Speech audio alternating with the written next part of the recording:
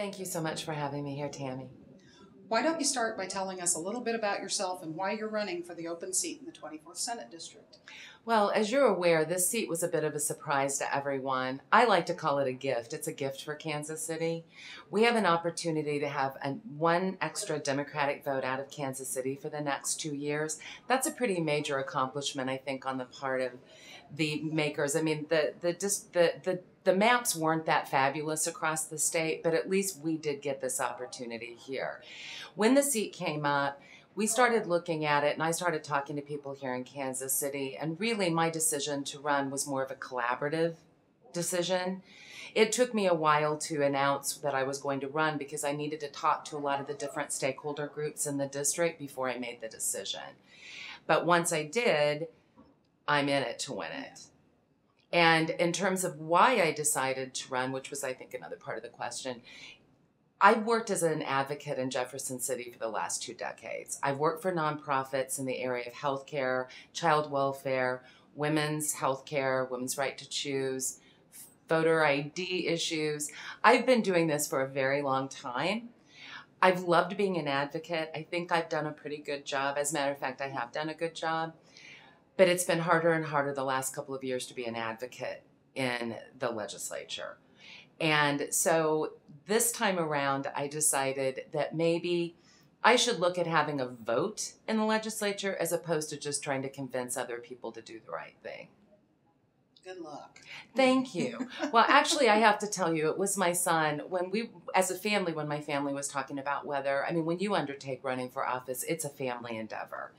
And I have a 12-year-old and a husband, and I was talking to my 12-year-old driving him to school one morning, and I said, well, we've been talking about this for a few days. Have you thought about it? And have you made it? What would you like to say about Mom running for office? And he said, I have been thinking about it. And he said, honestly, he said, you've been trying to get people to do the right thing for years. And he said, I think it's time you had a vote on the Senate floor. He's been going to Jeff City a long time, I have to say. We're kind of a policy household, so he knows about things a lot of other kids don't know.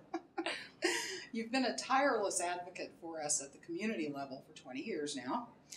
Would you like to tell us what moved you to get involved in the first place and some of the things that you've worked on over the years? Absolutely. I was actually raised in an activist family, and that's a little unusual because I come from Jackson County, Missouri, and I grew up on a farm.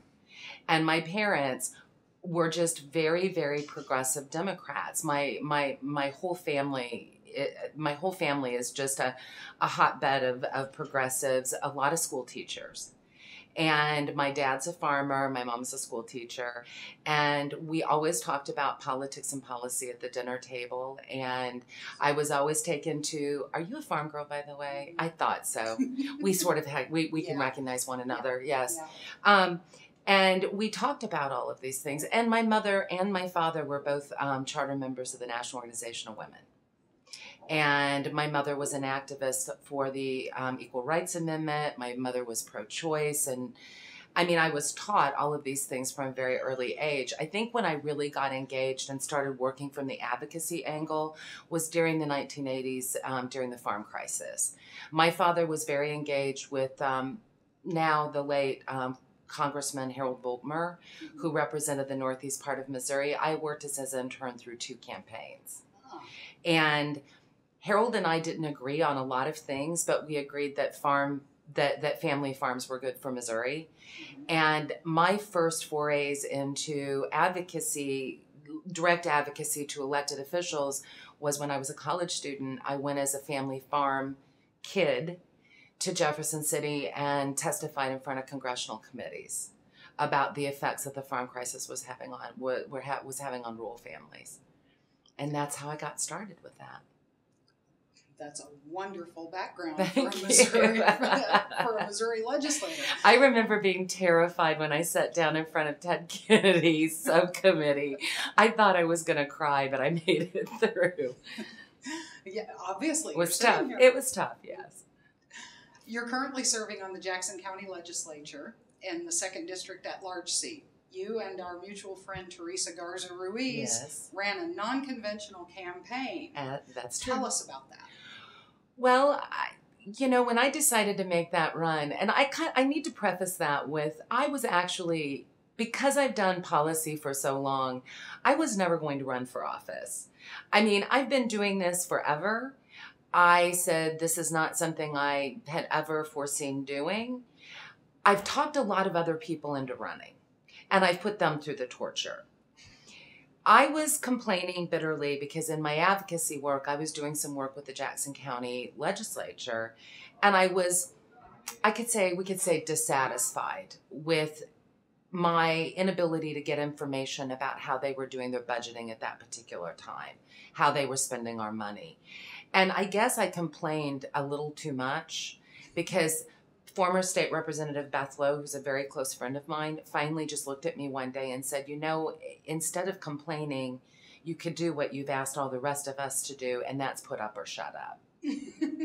And that's how I ended up there.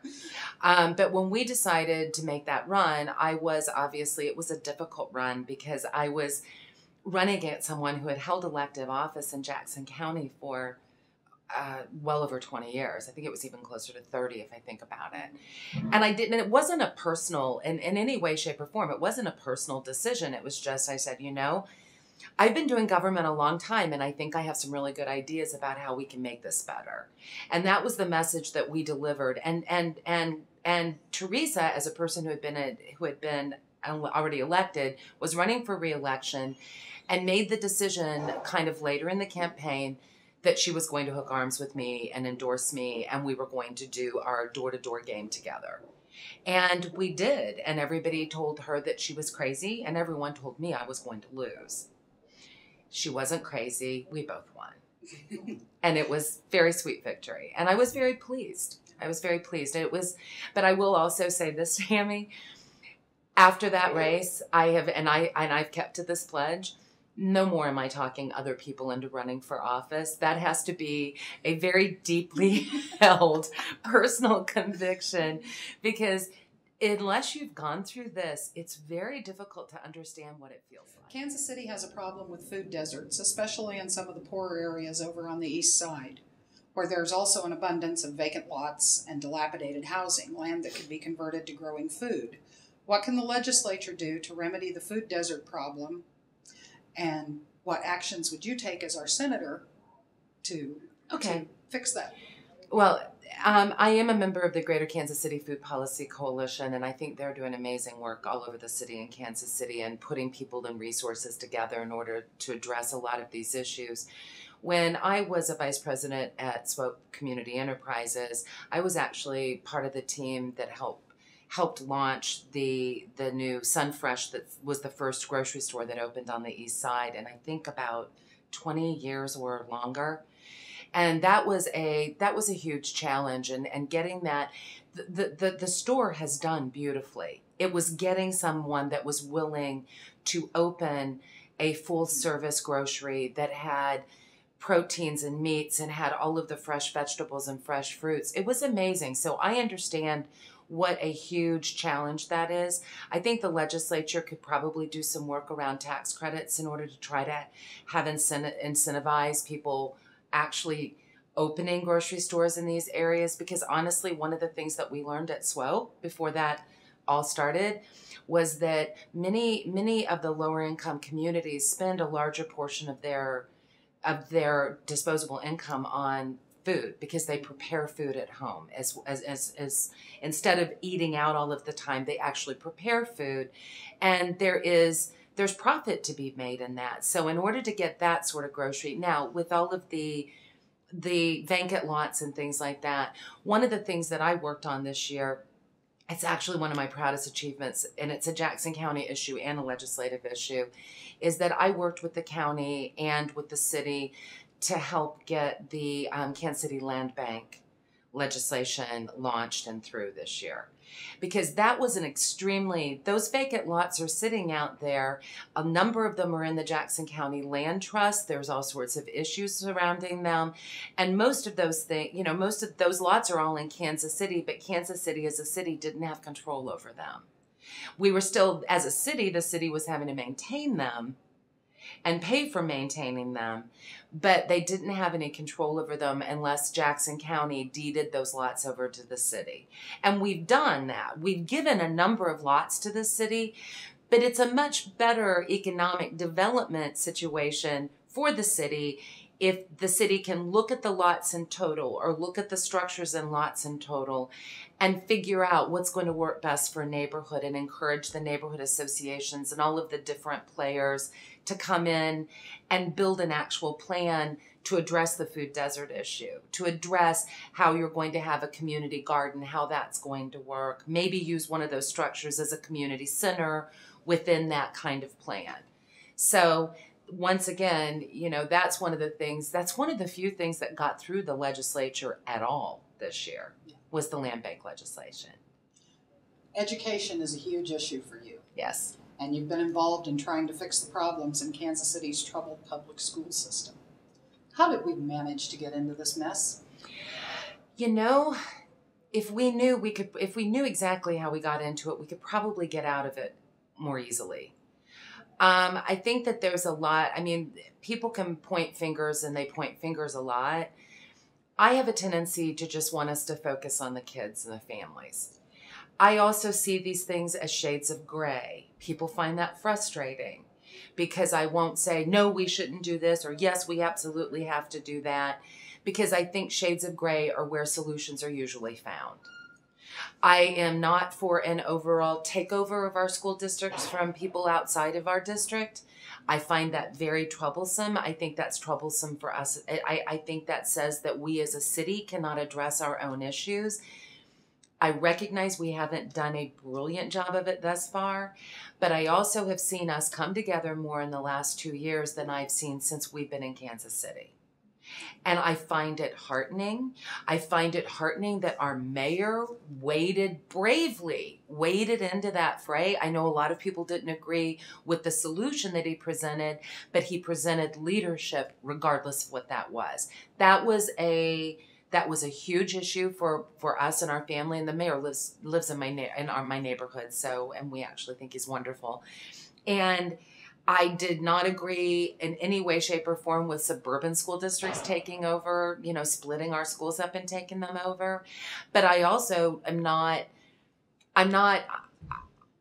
going to point fingers and say that the local legislators, the suburban legislators that were looking at that as a solution weren't trying to punish us. I think that they felt like we couldn't handle our own stuff, so they were going to try to help us with that. I think it's somewhere out there. I think that the solution that the school board has actually been talking about recently, where we still have an elected school board, they're talking about maybe proposing all at large on the school board. They're also proposing a community advisory committee made up of stakeholders like the mayor and business and education and like higher education in the community. Those show me people are working together. They're willing to work together. And I have to tell you, I have a very, very smart son, and he's been educated in this school district.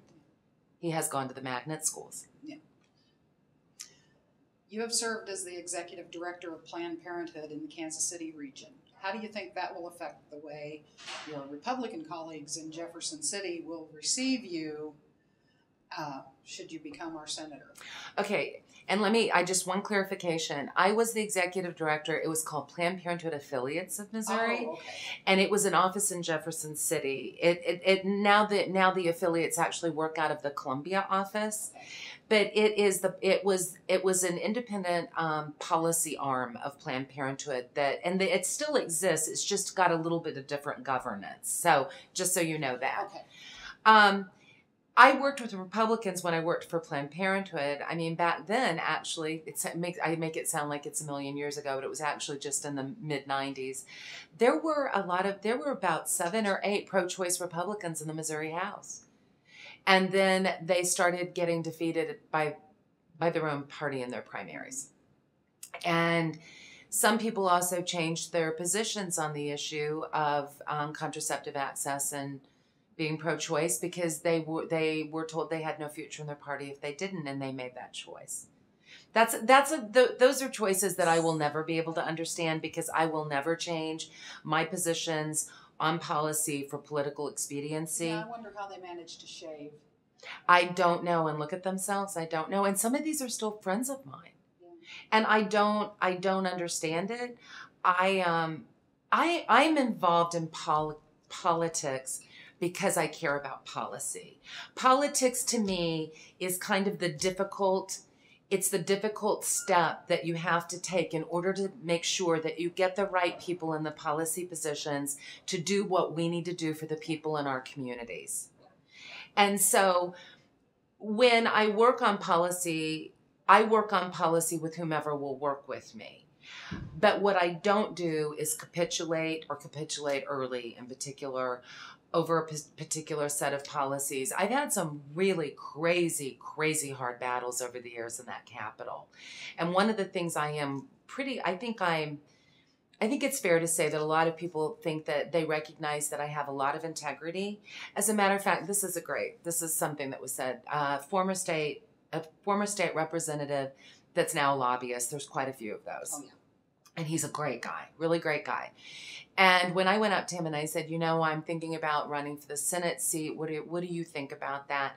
And he looked at me and he said, Crystal, he said, you are one of the few people in this building that have been around as long as you've been around that I can actually say you have never lied to me. He said, you would make a great senator. But you might have to work on learning how to lie. I can't. It's like a Tourette's with me, Only it's the opposite. Yeah. I'd just rather tell the truth and not have to worry about keeping my story straight later. Right. I just can't. And I shouldn't have said the Tourette's thing, but I really, I can work with people. But I think there's a difference between getting in bed with people and working with people. Yeah. And as people are asking me, what's the clarity in this primary? I think that what you're getting with me is you're getting a lifelong Democrat. I was a young Democrat when I was 16 or 17 is when I think I paid dues for the first time. The first political campaign I worked on as a full-time summer volunteer was Jimmy Carter's presidential campaign in 1980, and that was the first year that I could vote. And from there on, when I worked for Planned Parenthood, I didn't have a PAC. We weren't allowed to do work like that. And so what I would do is I would take tons of time. I would take all this time off, not get paid. And I would go out and I would work on campaigns because that was my thank you to the legislators that were brave enough to actually do the work that I was asking them to do, particularly around contraception. Because I've had a lot, I had some notes here because I've had a lot of legislative battles that we've won. But one of the ones that I think I'm proudest of, and the fund no longer exists, but former Governor Mel Carnahan made as one of his priorities, one of the centerpieces of his first couple of years in office, was to establish the Missouri Family Planning Program to catch women that were kind of caught between not having insurance, not being able to qualify for Medicaid. Back then, people actually could get Medicaid that made more than $3,000 a year, and make sure that there were services that women could get through whomever, through their physician, through a Planned Parenthood, through their health department, that would allow them to get cancer screenings and contraceptive care and make sure that they didn't help them keep from being pregnant when they didn't want to be, things like that. That was an amazing, that was an amazing journey. And we actually got that launched in a largely anti-choice, pro-life, however you want to call it, legislature. Democrats controlled it, but certainly was not a pro-choice majority. And that program existed and flourished for years. By the time the Republicans took over both chambers of the legislature and they killed it, it had $6 million it was spending a year to get women health care. Wow. And it was tough. It was a tough program to launch. But there's no war on women. There's no war on women. What are you talking about? Yeah. I'm hysterical. One of the reasons I'm sitting here with you today, as I had said, I said I wasn't going to run for office, and then I ran for the county because there were some things that I wanted to do. I always said I wasn't going to run for to hold a seat in Jefferson City because I am like, I already do the work there. I mean, I'm already there. Things have changed in part. I said, I'm to a place where I'm not getting done what I think we need to get done. But also this session, I sat in front of Senate committees and testified on the anti-contraception proposals that were out there. And I was shocked. And there were other people that testified that would be sort of, they were the main people, people that are physicians who have been doing these things for years and stating why you can't have these conscience provisions dictating how women get their health care delivered to them. And I was just shocked. There were honest to goodness exchanges and conversations about why contraception was illegal and whether it should be. Shocking. I have said for 20 years, they say they're after Roe, but they're really after Griswold. And people told me I needed a tinfoil hat. Actually, you're right. But we've heard this though. I mean, you've read. It wasn't tea leaves that you were reading, so they should have known that you were right. Yeah. Because when Governor Carnahan undertook the task of getting those services for women who couldn't afford it, I was shocked at the responses that people had and the anger that us even saying that women should have broader access to these services engendered in a lot of people. It's just about it's healthcare. It's healthcare. Speaking of healthcare, yes, today this is a good big day for you. See, as a health I'm reform beaming. advocate. We're fortunate in Missouri to have a strong public health system, and you've been involved in that for several years. Most recently as the vice president of the SWOPE Health Services and SWOPE Community Enterprise Management Team. That's a mouthful. Yeah, I know. Community health centers like SWOPE are one of the pillars of the ACA that was upheld today. How will the fact that the Supreme Court has upheld the law affect our SWOPE system and the Samuel Rogers system and Truman Medical Center?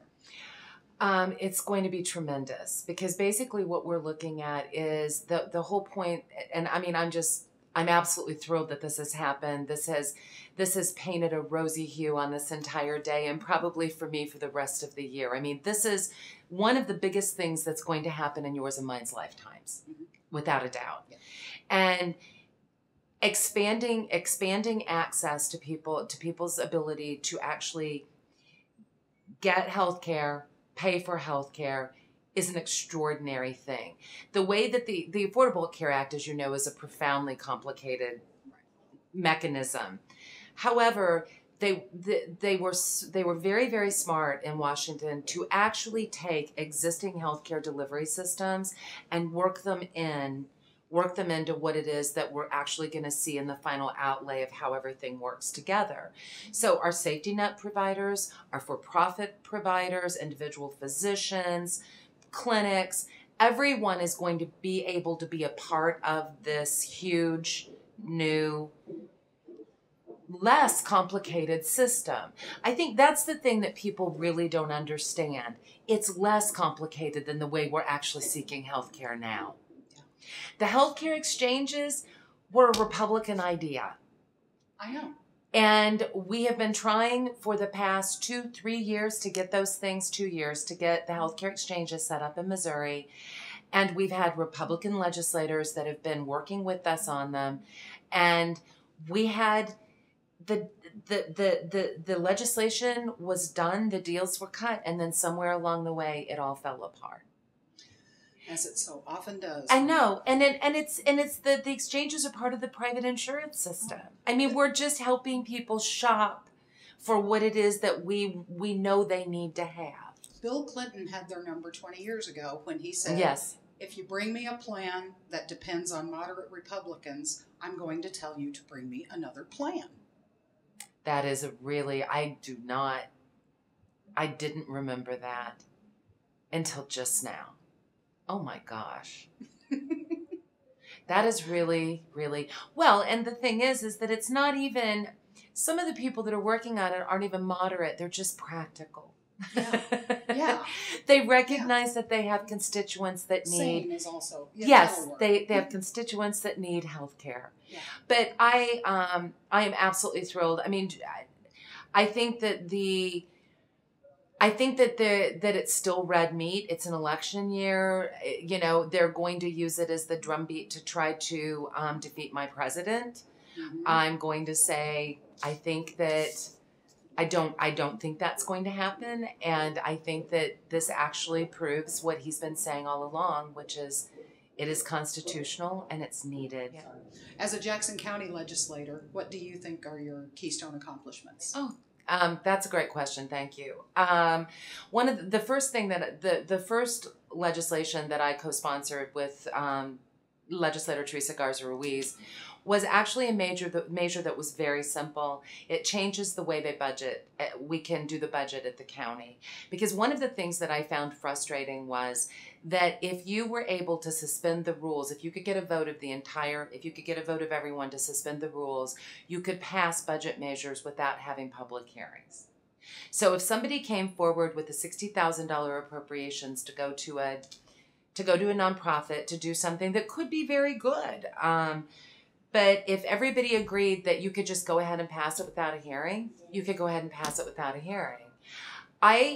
From all of my policy work over the years, I have a very, very, very strong feeling that government should be transparent, and that when you talk about people's money, which is your number one job as a legislator, whether it's in Jefferson City or in Jackson County, your number one job is as an appropriator, ultimately. Because that's you vote on how other people's money is spent. And I just could not fathom that happened consistently without much discussion. And it's also was my theory that that's why we were coming up short on some of the annual budgets. That money was getting sent out and being encumbered, and then when we came around to making budgets the next year, it was encumbered. And some other nonprofit that been doing good work was losing that funding, because there is only a finite number, right? So what we ended up doing was so simple, and my colleagues went along with it, and we voted. I think there was only one no vote. And what we did is said that if 2 people object to suspending the rules in order to pass a new appropriation measure, then it automatically is referred to committee the next week. It doesn't kill it. It doesn't mean that you can't pass it. It just means it's going to be discussed publicly. Oh, what could be wrong with that? Nothing, and everybody thought it was great. And I've seen it. It's changed our appropriations process. I think that's my experience. All the years of experience I've had doing policy, that's one of the things that I was the proudest of. We also have done a zoning ordinance so that predatory lenders can't cluster in neighborhoods. We expanded the anti-discrimination language at the county to include LGBT folks. And we also did change a lot of the appropriating through nonprofits. But those are the things that I've been proudest of, and I appreciate you asking me that. You're welcome. Thank you so much for braving the heat and coming out and talking to us today. Thank you very much.